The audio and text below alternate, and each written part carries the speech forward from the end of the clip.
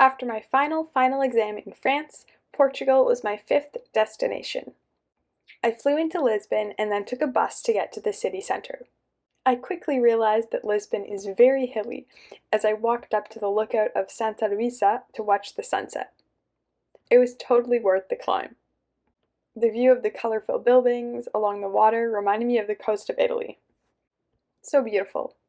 Anyways, besides the hills, the color yellow was also very prominent, as well as the cobblestone walkways, which were everywhere. And I found them to be very slippery. I can't even imagine walking here in the rain.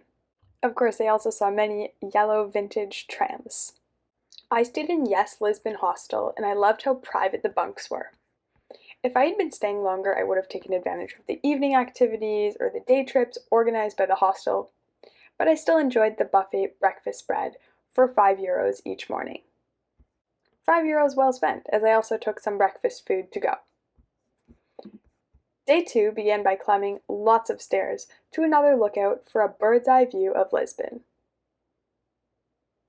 On the way down, I even saw an outdoor escalator.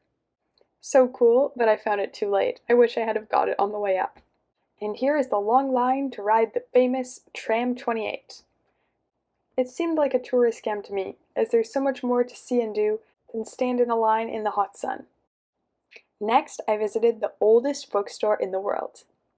It even won a Guinness World Record, and it's still operating today. In the afternoon, I took a train to the beach Carcavelos. I watched the surfers and finally relaxed from the constant go of tourism. And then I enjoyed a pastel de nata and an ice cream bar to cool off. Day 3, after breakfast, I walked briefly along the waterfront before catching my Flixbus to Porto.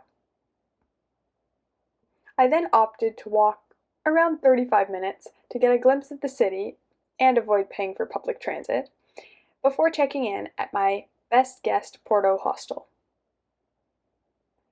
In the kitchen, I met another solo traveler and we ventured out to explore, particularly the Ribeira district of colorful buildings along the waterfront.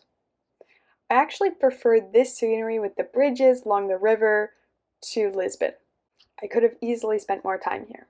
The next day, my new friend Bailey and I spent the morning together. We came across this huge market and the crochet railing caught my eye. We then visited a bakery which only serves one item, the pastel de nata, delicious final treat before heading to the airport.